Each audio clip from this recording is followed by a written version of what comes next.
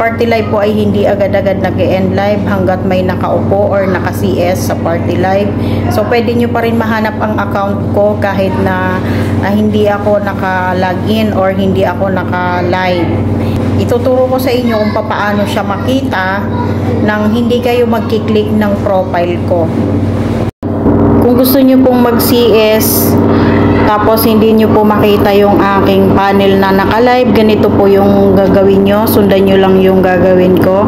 Pag open nyo ng app, ito yung bubungad sa inyo. Naka-live siya. It means solo live. So, pindutin nyo yung X dun sa taas. Naka-solo live kasi siya.